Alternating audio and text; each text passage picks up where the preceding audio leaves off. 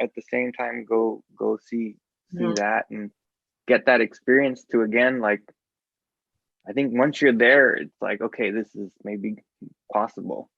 It just changes your perspective a bit. So good morning, everybody, and welcome our guest speaker, Mrs. Singerton. She's one of my friend's sisters from high school, and I didn't know her very well in high school. I didn't know her at all, I don't think, in high school. She was a few years. I was gonna say, aren't I at least like 3 years older than you? 3 years. So she graduated from Montebello High School too. She sat in our classrooms and went through the experience. We were totally different now with Zoom, but she is a deputy district attorney. We talked about that on Monday and kind of looked into what that is, and hopefully we could learn from her experience and ask good questions, and not only that, be impressed and inspired at, like, not only what's possible that you could do, but even what I'm impressed is how you can manage multiple things, like working full-time and going to law school, or having a family and 2 lawyers in the family. That's really something.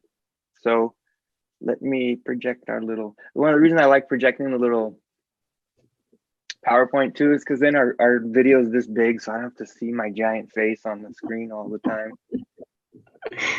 I never thought I'd have to look at myself this many times in a year.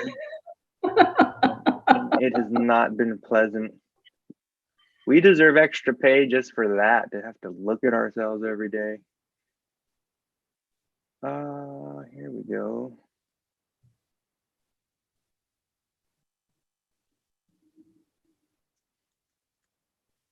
So she's Cheryl Singerton, and she's going to talk a little bit about high school and what it was like. And I asked her a few questions. I might jump in and do that to just even sometimes get my curiosity filled. But let's tell us a little about yourself and about what you were like in high school, or what you were involved in, and what's your journey been like. Well, I moved to Montebello when I was like 2, and I grew up in Montebello. I went to La Merced Elementary, I went to La Merced Intermediate, went to Montebello High School. My entire family lives in Montebello. They actually still live in Montebello. My parents, my aunt, uncles, cousins, all that stuff. So we are a Montebello family. High school life. Sorry to interrupt so quick, so soon. I do that a lot. But where did you come from or move from? Los Angeles. We lived in a little apartment in Los Angeles, and then my family bought a house, and so we moved to a house, and my parents still live at the same house. Yeah, I remember it was near La Merced, so then that's what sent you there. Yep. In high school, I was involved in the newspaper, Key Club, the volunteer thing, CSF, different types of clubs. So I would recommend, if you want to go to college, a lot of people have good grades, but there has to be something that stands out about you. So find out, get involved in something, find out what you're good at, something to make yourself stand out. Let's see what else. And what were some of those things that you did to stand out? What were some of the things you were involved I volunteered a lot in different clubs. So like I was president of CSF, vice president of Key Club, things like that. And then were you in a sport as well? No, because I actually had, before my freshman year in college, but freshman year in high school, I actually had back surgery. So I did not actually have to take PE at all. So it's kind of nice. So no, kind of not nice to have back surgery though. But it got me out of PE for 4 years. Here's a question I don't think I asked last time. What did you take a lot of AP classes, and what was that like? I did. I took a lot of AP classes, and I took a lot of AP tests. So that's how everyone gets over a 4.0 GPA. But so I took, I think, what did I take? I took, because I think, so I know I took calculus, 2 years of calculus, AP history, I forgot what else. It's been a while. And so then do you remember how you prepared for your AP tests and stuff? Did you have like a studying routine? Did I have a studying routine? Not necessarily a studying routine, but you have to study a lot. And sometimes I don't know if our students know what a lot means, because it means different things to different people, especially Mm. even different times. Because there's people like you who could probably study for 6, 8, 10 hours in a day, and there's others who just can't go past a couple of hours. So just knowing that you probably, if I'm kind of looking at it from what I think you were doing was just putting in the time, Mhm. right? Just hours and hours of repetition and flashcards and stuff like that. Just putting in a lot of Exactly. time, because that's what I ended up having to do. People are like, you're smart. I'm like, no, I'm putting in a lot of time. It's a Well, dedication. and I think that's what a lot of misconception is. Like, you could be smart, but you have to work for what you get. So you just have to really just study a lot in order to get good grades sometimes. Yeah, that's true. I guess like Kobe, he's talented or whatever, and people want to say he Mhm. was born that way, but they say he was one of the hardest workers too. He put in more time than most people. So,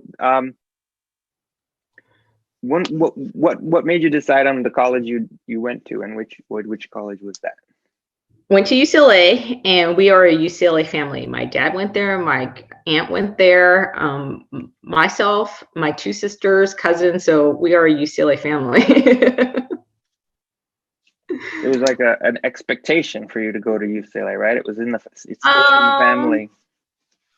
Not necessarily, but like, so I did campus tours, and UCLA, like if you've ever been there, it's a beautiful campus. And so just that was something that just appealed to me. And it's so different from Monmouth High School. That's what I was gonna ask. So talk about that a bit. Well, how is it different? Okay, so Monmouth High School, it is in the middle of the city. UCLA is like this wide campus that's like acres of like trees and beautiful buildings and like all this stuff. So it is quite different. And like in Montebello, you can go from one end of the campus to another in like less than 10 minutes. At UCLA, it would take you probably like half an hour to go from one end of the campus to the other because it's so big. There's a North Campus and a South Campus. So it's quite a large school. I went on a tour. They still do this every year. They do the book fair. And so that was the first time I went to UCLA, was for the book fair. And Mm-hmm. my experience was, I was overwhelmed by it. I mean, I grew up in a small town in Canada with less than 10,000 people. And that was like, UCLA was bigger than my town. And so I didn't feel comfortable. So that's really kind of one of the important things of doing those tours and visiting a campus, because you might think, I thought I wanted to go there until I went there and didn't feel comfortable. And that's, even though I might have been able to get over that, it's an important part of your decision, is to feel comfortable and that you fit, that you belong there. That's So definitely true. how about Well, academically? How was the transition? okay, so Montebello High School, I graduated fourth in my class. And so going from, being, you're pretty smart in Montebello High School, and then you go to UCLA, and everybody's smart at UCLA. So that was quite the transition, especially because it's graded on a curve. So like, at Montebello High School is like at the top, but at, UCLA, you have to work hard just to be average. So, you know, my GPA wasn't as good as it was in high school. So and How I did worked you hard. adjust to that? Do you remember how I mean, was it kind of depressing in a way that all of a sudden I'm not getting easy good grades? And how did you adjust to Yes, that? I actually got my first D in college, so that was kind of a shock. And I studied, and I just was not good at statistics, so learned that. Um, So that's, so it's again, just good to know. The students maybe sometimes don't realize someone in the top four of our school, they went to UCLA, and they did struggle. We've had students who, one of our students just graduated. She was an avid student, and she just mhm, graduated from UCLA in math, mhm, and she failed calculus though, right? But she mhm. still got through, and but right, it's kind of something where it hits you in the face, and you have to confront your learning habits and your study habits and your organizing habits. But I think, I don't know, part of my experience was that there's a lot more busy work in high school, but then in college it was Yes. obviously more challenging. You had to actually learn very complicated stuff and remember it. Well, and the thing about college too is you're there because you actually want to get a degree in something specific. So you actually have more choice in the classes that you take after the first 2 years after you get your general education done. You have choice on what classes to take. And so that's interesting in that aspect. So if you're get the classes that you're interested in, then it kind of makes learning a little bit easier sometimes because you get electives and, interesting electives. So Yeah, that's that's true. helpful. I've had students who didn't like school, but then went to college and loved it because they got to pick fun or interesting classes that they really had passion for. If you don't want to do Exactly. something, it's a drag. Exactly. So Hmm. when you started college, did you know what you wanted to be, and how did you decide? Well, originally I thought that I wanted to be like international relations and political science, and obviously I didn't do that. So the first 2 years in college, honestly, it's okay not to know what you want to do because it's all your general education classes. So you take a bunch of classes, kind of find out what you're good at. But that's also the time, like in high school and college, when you should be trying to find out what you like, what you're good at, what you don't like, because it's really expensive to go through college, get a degree in something you don't like, and find out you hate it. Because I can tell you, I went to law school. I have gone to people that I know in law school went to law school, found out they did not want to practice law, but they still have to pay like over $100,000 in like law school loans, and they're not even I practicing law. So I don't met do a that. I met a woman who was telling me the same thing where she says she was so frustrated because she got her law degree and her brother did too, and they both didn't want to do it. And they're like, nobody should be forced to decide at that age what you're going to do for the rest of your life when you're not Exactly. really sure what it is. So she ended up luckily still working at a law firm, but she does public relations. So she does advertising, which is something she likes. And then her brother went and he's a captain of a nuclear submarine in the Oh, wow. yeah, in the Navy. So he has a law degree, but he's doing that. So So law school is a very expensive like thing to do. So if unless you're sure, don't do it. it's a Oh, so that's process. it's a process. So that's why I'm saying like if you're in high school, if you're in college, make sure you do internships, volunteering, find out like different jobs or whatever that you're interested. I mentioned this in the last class. The DA's office in Riverside County actually has an internship program for high school and college students, if that's something you're interested in. And it doesn't necessarily need to be just for a DA. We have a lot of job opportunities in our office, like a investigative technicians, forensics, victim witness advocates, investigators, all sorts of stuff that you could try to intern with to find out if that's something that you would be interested in. So It's very, very, very good to know. So I don't know. I don't want to forget because you mentioned in the other class, you kind of we were talking about finding out you didn't want to do something after all, and you mentioned your husband that he when he found out. Can you tell oh, that okay. story about when he found out he wasn't good at something?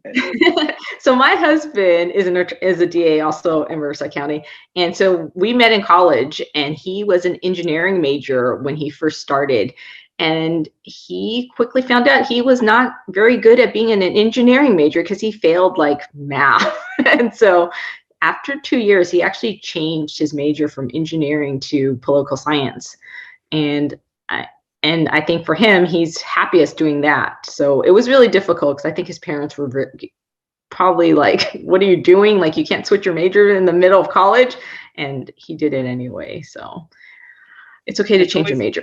yeah, it's always good to know like that Mhm. it's okay to change career paths, life paths, majors, and it's okay to not Exactly. be good at something. It just there's going to Yes, be other things you're good at, and he's good at being exactly. a lawyer. Find out what you're good at because you only have one life. So you need to find out what makes you happy, what you're good at, and make the most of it. And so then, how about your process? So in college, you thought you were going to do you said international relations or something to that Relations. to the degree. Yes. And so then, Mhm. how did you change your mind, and what did you do to get involved? Like how, Um, when you finished, Honestly, let me ask it in a different way because I kind of know the story. When you finished college, did you go to law school right away, or what did you do so instead? no, I didn't. I actually, after college, like, you went through, 4 years of high school and then 4 years of college, and I was just like burnt out. So actually, right when I graduated from college, I just was like, I don't know what to do. So I went and got a paralegal certificate. It was like a 4.5-month program through the UCLA extension. And I got a job as a paralegal for Farmers Insurance. And so I was just working as a paralegal. And I honestly didn't think I would go to law school. But after about like 3 years, I kind of had this like thought, because there was another paralegal who was like my father's age.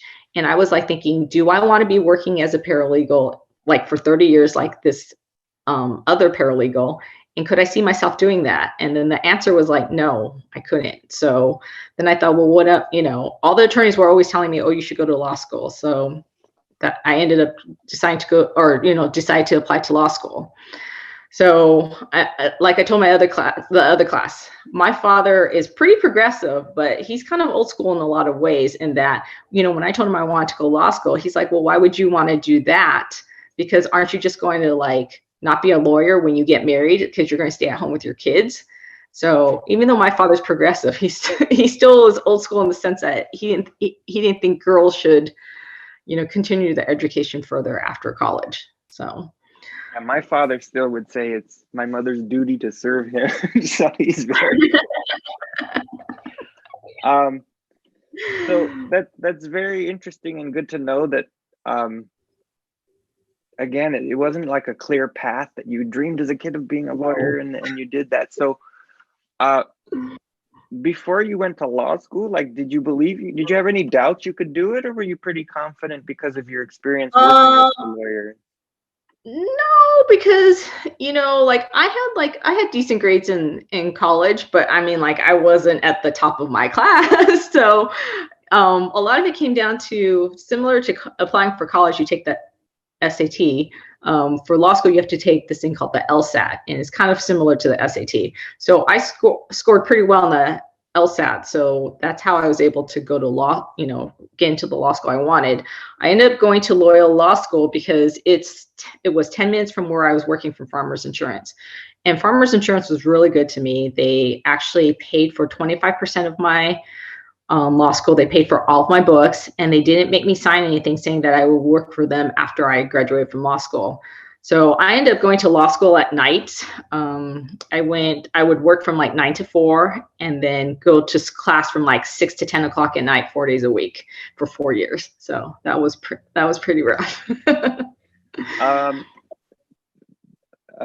That's really, I'm going to say that again. You work from 9 to 4, basically a full-time job, and then from 6 to 10 at night, 6 to 10 p.m., you go to school. Then you have to have time to study, as well as the other thing. I don't know where you found the time to study. So the time to study was on the weekends. That's what I did. I prepped for all my classes for the entire week, because they give you a syllabus for the entire semester. And so I would just prep for all my classes for the week before. Or sometimes I would study like in between the 4 to 6 before my classes started. So there was some sacrifice too, right? You sacrificed some social time and social life. I basically had no life for 4 years. Was your husband or your boyfriend at the time in high school and going to law school with you at the same time? So were you both kind of dating and in law school, or not? Okay, so he went straight after. So he always knew that he wanted to be a DA and go to law school. So he went straight through law school right after college. So the year that he graduated law school was the year that I started law school. So we were not in law school at the same time.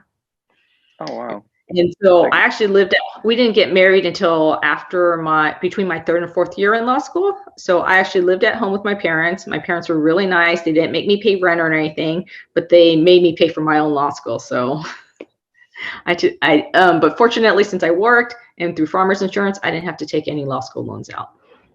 So to kind of clarify, I don't know if the students kind of understood. She started working as a paralegal for Farmers Insurance Company. And is it kind of wrong to say, is a paralegal kind of like an assistant to a lawyer? Is that kind of how you would look at them? Yeah.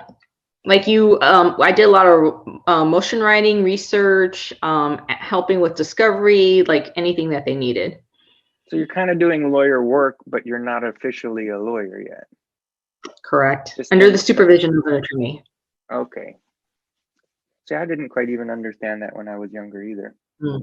I thought their role was much more limited, more of just like looking up stuff and Well, getting coffee and well, actually, it depends because it depends because there's a lot of difference in paralegal. Like if you're smart, they will give you a lot of responsibility, and they were. I actually got, and you can make a lot of money as a paralegal. In some civil firms, paralegals make more money than, like I can tell you, I made more money as a paralegal than I did starting out as a DA. So I actually took a pay cut to be a DA starting out. is it because is it just kind of like the nature of the work, or why do you think that is, that they would value?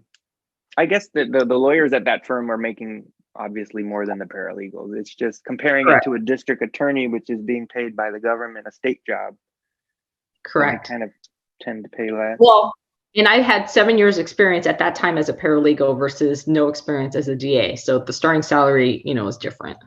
Okay, that also makes sense. So your Mhm. experience always has something to do with it. So Correct. I'm interested in how you were able to manage going to school full time and doing that, but I guess just micromanaging every second of the day to make sure you use your time for either studying or work, right? You have to maximize your efficiency and everything. And so then what was it like as you finished law school?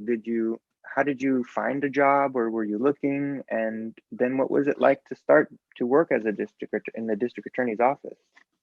So I have a very untraditional path to becoming a DA. Most people, when they become a DA, it's because they were a law clerk during law school at the DA's office, or they've always known they wanted to be a DA. Um, when I graduated from law school, I thought I was going to work for Farmers Insurance as an attorney there. But when I graduated, it was a recession. They weren't hiring, and it didn't look like they were going to be hiring attorneys anytime soon. So they're like, well, you could keep your job as a paralegal, but we don't know if we would be able to hire you as an attorney anytime soon. So my husband was working at the DA's office, and his boss was like, hey, I know your wife just passed the bar. Give me her resume and have her apply. So I applied. I did like 3 rounds of interviews, and I got hired like 3 weeks later with no criminal law experience. My worst grade in law school was criminal law. So if I had to do it today, they probably would not have hired me today with that kind of background. So you kind of had things just sort of work out for serendipitously, they would say. But also because of my connection with my husband, because he worked there too. So it's kind of like about who you know and kind of getting into a place and having, someone kind of vouch for you. So then as you kind of started work, you were also, like we mentioned, working and beginning to start a family with someone else who was also a lawyer. So again, it would seem like you are super duper busy. How do you kind of balance or manage your time with family and friends and home and Well, work? And actually, I worked, I was a DA for like 7 years before we actually had kids. So I went and got promoted, did all this stuff before we actually had kids. Because I think as a misdemeanor DA trying to, get off of probation, doing all that stuff because you do the most trials probably when you're a misdemeanor, because you're trying to get off of probation, you're trying to prove yourself. Like, I don't think I would have been able to handle that. But now it's a little bit easier because I've been a DA for like 16 years now. My kids one's 11. I have twin girls that are 8. My office has always been very good to us in terms of time off. They're very flexible. Like I took 6.5 months off from returning leave with my son, 7.5 months with the girls. They also we get a lot of vacation time as a DA. We automatically earn, I think, 36 days a year plus every court holiday. They give us, we can take a sabbatical up to 2 months the first time after 4.5 years. And then every 3 years after, we can take off like 6 weeks at a time. So this is my sabbatical year, this year. So I'll maybe be taking off 6 weeks if this pandemic clears up. oh, you deserve a big long vacation. So what is it like day to day, and what kind of cases do you deal with? Currently, I'm assigned to the domestic violence unit. I've had like every random assignment in this office since I've been there. I've been juvenile. I prosecuted juveniles charged as adults in gang cases, general felonies, mental health court, drugs, prison crimes, like every random stuff. Typical day right now is we're still kind of in a hybrid pandemic situation. So they are slowly opening up and starting to do in-person trials again, but there's only 12 courtrooms for the entire county of Riverside. So the chances of us getting a courtroom is like pretty small. So they only make us go in when we have appearances. So I usually only actually go into the office like 2 days a week, and then I telecommute the rest of the time right now. I think the misconception about my job is that we're always in trial, and actually trial is like probably less than 5% of what we do, like what you see on TV. Yeah. So we probably only on it, if we weren't in a pandemic, usually I would probably do maybe 67 trials a year. But otherwise, like, we have a caseload, like right now I have a caseload of, I think 83 files. And so, like, you have to handle them, like negotiate them, set them for prelim, whatever things that you do. When you're getting ready for a big trial, I mean, there's probably multiple people involved. Is it sort of like you would just meet regularly and kind of debrief and come up with ideas and strategies, or how do you all work together? Actually, so we have, like, on each case, we have a team that works on it. So I'm the assigned attorney. We have a clerical person. We have a victim witness advocate in domestic violence who, like, is in contact with the victim to see if they need anything. We have an IT who gets me any kind of evidence, things that we need. We have a paralegal who handles, like, tries to do the prep work for a trial binder for me. It's a whole team effort to How do you keep track of everything? I'd be curious. Do you use paper or digital things, calendars, and to-do lists? Okay, so I am like OCD. I have a calendar that I have all my trials, prelims on, and it's color coded. Like, prelims are green, trials are red, MSCs are blue, like things like that. I have a case list on Excel that I have, like, with the next case, the next date to appear, case number, defendant, any other notes I need, things like that. So it's all about organization, because we have so many cases. Like, I usually plead out probably like between 5 to 9 cases a month, but I get in at least like 8 or 9, 10 cases a month. So you have to filter through everything and keep everything organized. Since I'm working at home, I currently have 2 boxes in my garage full of my files of everything, because we actually have paper files, but they have stuff online. So it's trying to keep track of all this stuff. So you have to be organized is the key. How did you develop that skill? It's kind of maybe a hard question, but how have you gotten better at it?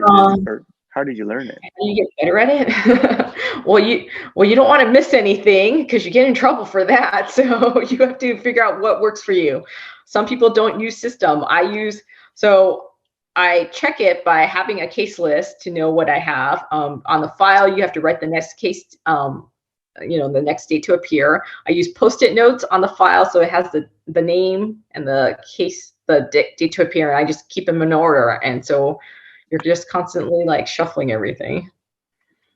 Yeah, I mean, I'm bad at organization myself, and I've been teaching it for so many years. It's made me better at it.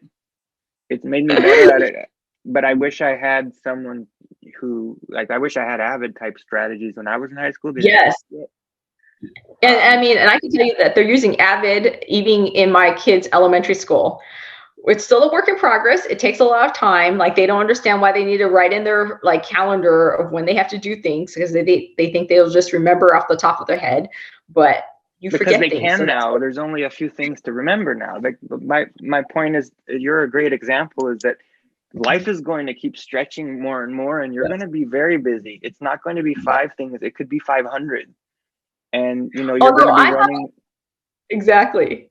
Like, I am planning, like, I have trials prelims set for June. So that's why you have to have it on the calendar. You don't want to set everything on the same day. So that's why you have a calendar to list everything. Especially right now, since my work is telecommuting. So unless I have appearances, then I don't have to go in. So I try to set everything only on certain days, like Wednesday, Thursdays. If I don't have anything set on the other days, then I don't have to go in. So that's an incentive for me to be organized and make sure I keep my calendar, set. Do you use a to-do list as well as a calendar? I do use a to-do list, like my short-term goals of things I need to do on files, like, to order discovery, review transcripts, anything like that. So that's like a daily one. And then I have like the long-term one for each file that I need to prep for trial. And this is more for me. These students are probably like, why is this so boring? Who cares about being organized? Have you ever heard of the 4-quadrant to-do list, the Covey matrix? Mm-hmm. I'll send it to you. It's very useful because it's basically a to-do list prioritized by importance and time in a pretty easy way. Oh. So it's and so like for me, it makes me feel like I'm accomplishing something when I'm like telecommuting, like, oh, these are the things I have to do every day. And also I'm telecommuting, they make us turn in a log telling them what we did every day too. So you're showing that you're doing your work. So yeah. You had mentioned some court cases and things that you had learned, like what's your longest court case? And you had mentioned your most memorable one. Oh, longest court case in terms of trial? How long was it in trial? Yeah. Has there ever been like a really, really, really, really long case you've had? I think the longest time I was in trial was like 2.5 weeks. Oh, that's not that long. I mean, it's long, but not months and months and months. No, I have not done. No, I think the cases that normally take a really long time are death penalty cases. And there's currently a moratorium on death penalty cases and special prosecution cases, which I have not done. Okay. And what does your husband do? What area is he in? He is currently a managing attorney in the juvenile division of our office. Oh, okay. So then what was that memorable? You said there was a court case that kind of stuck with you, and why? I actually thought of a different one, so I'll give you a different memory. I actually have sentenced a lot of people to life in prison. One of the cases that stood out was my very first gang case that I did, where it was a 15-year-old charged as an adult because he robbed 2 people on consecutive days using a gun. And so he was actually sentenced to 38 years to life. And this was in 2008. They changed the law probably in 2019, where they made the law where it's not mandatory 25 years to life for a gun use, which was in this case. So we resentenced him to, I think, 27 years last year. And then he just came up for parole about a month ago. And so the only people left from this case, this trial, because it was a co-defendant case, was the 2 defense attorneys were no longer on the case, were me and the defendant. And like to see him he's currently like 31 years old now. To see him from 15 to 31 was quite a shock, So it's interesting. With the mandatory sentencing too, you didn't have a choice, right? It was written in the law. Was it a 3 strikes law, or it was just because it was a weapon? It was a mandatory gun use because he used a firearm. So it was a mandatory 25 years to life. So that's between all the gun and robbery charges and everything. He got originally sentenced to 37 years to life. But when we struck the gun enhancement, he got resentenced to 27 years because he was 15 at the time. They had this thing called youthful parole, and he was eligible for that. And so his parole hearing was just about a month ago, which I attended via Zoom, and he got denied parole for 3 years. So I'll see him in 3 years for parole. Many people don't realize that happens when a person comes out, that you still continue with the case, or you go to a parole hearing to give advice whether you think they should be released or not. So your job doesn't always end when the first trial is over. No, so in our county especially, if you tried the case, like you're stuck with that case for whatever happens. So I had to do the resentencing last year. I did the parole hearing. I'll keep on doing the parole hearings until either he gets released or I retire. Wow. Well, I unfortunately we're out of time, and they do have to go to their next class. If anybody has any last one or two questions, and then most of you are in my 3rd period. Maybe I'll be a minute or 2 late. I'll just say goodbye to Mrs. Singerton. Anybody? So, and I would say, if anybody's interested in the internship program at the office, let John know.